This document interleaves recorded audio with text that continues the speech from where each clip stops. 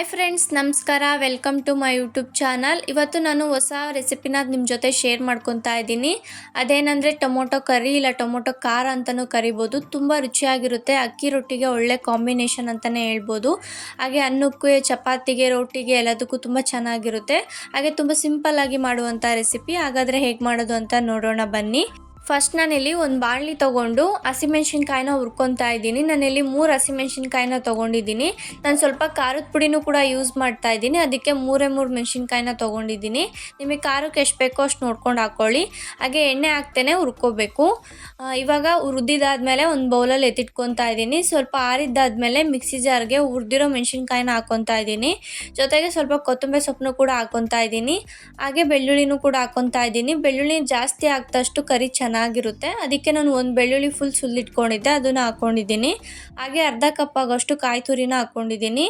ಜೊತೆಗೇ ಒಂದು ಅರ್ಧ ಸ್ಪೂನ್ ಆಗೋಷ್ಟು ಜೀರಿಗೆನೂ ಕೂಡ ಹಾಕ್ಕೊತಾ ಇದ್ದೀನಿ. ಜೀರಿಗೆನ ನೀವು ಬೇಕಾದರೆ ಒಗ್ಗರಣೆಗೂ ಹಾಕ್ಕೋಬೋದು, ಇಲ್ಲ ರುಬ್ಬೋದಕ್ಕೆ ಕೂಡ ಹಾಕ್ಕೋಬೋದು. ರುಬ್ಬೋದಕ್ಕೆ ಹಾಕಿದರೆ ಟೇಸ್ಟ್ ಚೆನ್ನಾಗಿರುತ್ತೆ. ನೋಡಿ, ಇವಾಗ ತರ್ತರಿಯಾಗಿ ರುಬ್ಕೊಂಡ್ಬಂದಿದ್ದೀನಿ. ನೀವು ಕೂಡ ತರ್ತರಿಯಾಗಿ ರುಬ್ಕೊಳ್ಳಿ. ಇವಾಗ ಒಂದು ಬಾಣಲಿ ತೊಗೊಂಡು ಸ್ವಲ್ಪ ಒಗ್ಗರಣೆಗೆ ಎಷ್ಟು ಬೇಕೋ ಅಷ್ಟು ಎಣ್ಣೆ ಹಾಕ್ಕೊತಾ ಇದ್ದೀನಿ. ಒಂದು 3 ಸ್ಪೂನ್ ಆಗೋಷ್ಟು ಹಾಕ್ಕೊಂಡಿದ್ದೀನಿ. ಎಣ್ಣೆ ಕಾದ್ಮೇಲೆ ಒಂದು 1/4 ಸ್ಪೂನ್ ಆಗೋಷ್ಟು ಜೀರಿಗೆನ ಹಾಕ್ಕೊತಾ ಇದ್ದೀನಿ. ನೀವು ಜೀರಿಗೆನ ರುಬ್ಬೋದಕ್ಕೆ ಹಾಕೋದಿಲ್ಲ ಅಂದರೆ ಬೇಕಾದ್ರೆ ಈ ಥರ ಒಗ್ಗರಣೆಗೂ ಕೂಡ ಹಾಕ್ಕೋಬೋದು. ಹಾಗೆ ಇವಾಗ 2 ಮೀಡಿಯಮ್ ಸೈಜ್ ಈರುಳ್ಳಿನ ಉದ್ದುದ್ದಕ್ಕೆ ಕಟ್ ಮಾಡಿ ಇಟ್ಕೊಂಡಿದ್ದೆ, ಅದನ್ನು ಕೂಡ ಹಾಕ್ಕೊಂಡು ಚೆನ್ನಾಗಿ ಫ್ರೈ ಮಾಡ್ಕೊತಾ ಇದ್ದೀನಿ. ಈ ಅಕ್ಕಿ ರೊಟ್ಟಿ ಜೊತೆ ಮತ್ತು ಚಪಾತಿ ರೋಟಿ ಜೊತೆ ಈ ಟೊಮೊಟೊ ಖಾರ ತುಂಬ ಚೆನ್ನಾಗಿರುತ್ತೆ.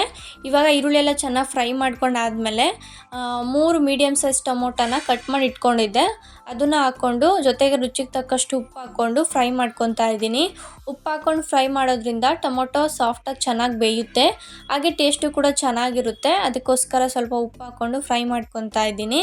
ನಮ್ಮನೇಲಿ ಈ ರೆಸಿಪಿನ ಅನ್ನದ ಜೊತೆ ಇಲ್ಲ ಅಕ್ಕಿ ರೊಟ್ಟಿ ಜೊತೆ ಮಾಡ್ತೀವಿ. ಎರಡಕ್ಕೂ ಕೂಡ ಒಳ್ಳೆ ಕಾಂಬಿನೇಷನ್ನು, ತುಂಬ ರುಚಿಯಾಗಿರುತ್ತೆ. ನೀವು ಒಂದು ಸಲ ಟ್ರೈ ಮಾಡಿ. ಇವಾಗ ಟೊಮೊಟೊ ಎಲ್ಲ ಚೆನ್ನಾಗಿ ಸಾಫ್ಟ್ ಆಗಿದೆ.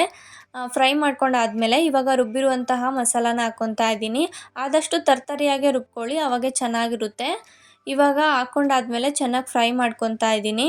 ನಾನಿವತ್ತು ಅನ್ನದ ಜೊತೆ ಈ ರೆಸಿಪಿನ ಮಾಡ್ಕೊಂಡಿದ್ದೆ, ತುಂಬ ಚೆನ್ನಾಗಿತ್ತು. ನೀವು ಬೇಕಾದರೆ ಚಪಾತಿ ಇಲ್ಲ ರೋಟಿಗೂ ಕೂಡ ಸರ್ವ್ ಮಾಡ್ಕೋಬೋದು, ಅದಕ್ಕೂ ಕೂಡ ಒಳ್ಳೆ ಕಾಂಬಿನೇಷನ್ನು. ನೋಡಿ, ಇವಾಗ ಎಲ್ಲ ಒಂದು ಸಲ ಮಿಕ್ಸ್ ಮಾಡ್ಕೊಂಡಿದ್ದೀನಿ. ಮಿಕ್ಸ್ ಮಾಡ್ಕೊಂಡಾದಮೇಲೆ ಒಂದು 1/4 ಸ್ಪೂನ್ ಆಗೋಷ್ಟು ಅರಿಶಿನ ಹಾಕ್ಕೊತಾ ಇದ್ದೀನಿ. ಜೊತೆಗೆ ಒಂದು ಅರ್ಧ ಸ್ಪೂನ್ ಆಗೋಷ್ಟು ಸಾಂಬಾರು ಪೌಡರ್ನ ಹಾಕ್ಕೊತಾ ಇದ್ದೀನಿ.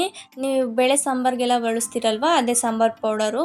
ಹಾಗೆ ಒಂದು ಅರ್ಧ ಸ್ಪೂನ್ ಆಗೋಷ್ಟು ಖಾರದ ಪುಡಿನ ಹಾಕ್ಕೊತಾ ಇದ್ದೀನಿ. ಅರ್ಧಕ್ಕಿಂತ ಸ್ವಲ್ಪ ಕಮ್ಮಿನೇ ಹಾಕ್ಕೊಂಡಿದ್ದೀನಿ, ಯಾಕಂದರೆ ಆಲ್ರೆಡಿ ಮೆಣಸಿನ್ಕಾಯಿನೂ ಕೂಡ ಹಾಕ್ಕೊಂಡಿದ್ದೆ. ನಿಮಗೆ ಖಾರಕ್ಕೆ ಎಷ್ಟು ಬೇಕೋ ಅಷ್ಟು ನೋಡ್ಕೊಂಡು ಹಾಕ್ಕೊಳ್ಳಿ. ಹಂಗೆ ಸ್ವಲ್ಪ ಗಟ್ಟಿಗೆ ಅನ್ನಿಸ್ತಾ ಇದೆ, ಅದಕ್ಕೆ ಸ್ವಲ್ಪ ಮಿಕ್ಸಿ ಜಾರ್ಗೆ ನೀರು ಹಾಕ್ಕೊಂಡು ಕ್ಲೀನ್ ಮಾಡಿಕೊಂಡು ಹಾಕ್ಕೊಂಡಿದ್ದೀನಿ. ಇವಾಗ ಒಂದು ಸಲ ಮಿಕ್ಸ್ ಮಾಡಿಕೊಂಡು ಹಸಿ ವಾಸನೆ ಹೋಗೋವರೆಗೂ ಫ್ರೈ ಮಾಡ್ಕೋಬೇಕು. ಯಾಕಂದರೆ ಕಾಯಿ ಎಲ್ಲ ಹಸಿದೇ ಹಾಕಿರೋದ್ರಿಂದ ಸ್ವಲ್ಪ ಹಸಿ ವಾಸನೆ ಹೋಗೋವರೆಗೂ ಫ್ರೈ ಮಾಡ್ಕೊತಾ ಇದ್ದೀನಿ. ನೋಡಿ, ಫ್ರೈ ಮಾಡ್ಕೊಂಡಾದ್ಮೇಲೆ ಇವಾಗ ನೀರನ್ನ ಹಾಕ್ಕೊತಾ ಇದ್ದೀನಿ.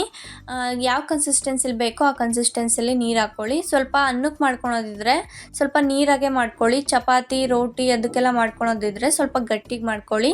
ನಾನು ಈ ಕನ್ಸಿಸ್ಟೆನ್ಸಿಲಿ ಮಾಡ್ಕೊಂಡಿದ್ದೀನಿ. ಮಾಡ್ಕೊಂಡಾದ್ಮೇಲೆ ಒಂದು ಕುದಿ ಬರೋವರೆಗೂ ಚೆನ್ನಾಗಿ ಕುದಿಸ್ಕೊಂಡ್ರೆ ಕರಿ ರೆಡಿಯಾಗಿದೆ. ಇದನ್ನು ಟೊಮೊಟೊ ಖಾರ ಅಂತಲೂ ಅನ್ಬೋದು, ಇಲ್ಲ ಟೊಮೊಟೊ ಕರಿ ಅಂತಲೂ ಅನ್ಬೋದು. ತುಂಬ ರುಚಿಯಾಗಿರುತ್ತೆ. ಅನ್ನಕ್ಕೂ ಕೂಡ ಒಳ್ಳೆ ಕಾಂಬಿನೇಷನ್ನು. ನಾನು ಜಾಸ್ತಿ ಅನ್ನಕ್ಕೆ ಇಲ್ಲ ಅಕ್ಕಿ ರೊಟ್ಟಿಗೆ ಮಾಡ್ಕೊತೀನಿ. ಹಾಗೆ ರಾಗಿ ರೊಟ್ಟಿಗೆ ಯಾವ ರೊಟ್ಟಿಗೆ ಬೇಕಾದರೂ ಮಾಡ್ಕೋಬೋದು. ತುಂಬ ಚೆನ್ನಾಗಿರುತ್ತೆ, ಖಾರವಾಗಿ ಸ್ಪೈಸಿಯಾಗಿ. ಹಾಗೆ ನೀವು ಒಂದ್ಸಲ ಟ್ರೈ ಮಾಡಿ. ಇಷ್ಟ ಆದರೆ ಲೈಕ್ ಮಾಡಿ ಮತ್ತು ಶೇರ್ ಮಾಡಿ. ಇದೇ ಥರ ವೀಡಿಯೋಸ್ಗೋಸ್ಕರ ನನ್ನ ಚಾನಲ್ ಸಬ್ಸ್ಕ್ರೈಬ್ ಮಾಡ್ಕೊಳ್ಳಿ, ಹಾಗೆ ಸಪೋರ್ಟ್ ಮಾಡಿ. Thank you for watching the video.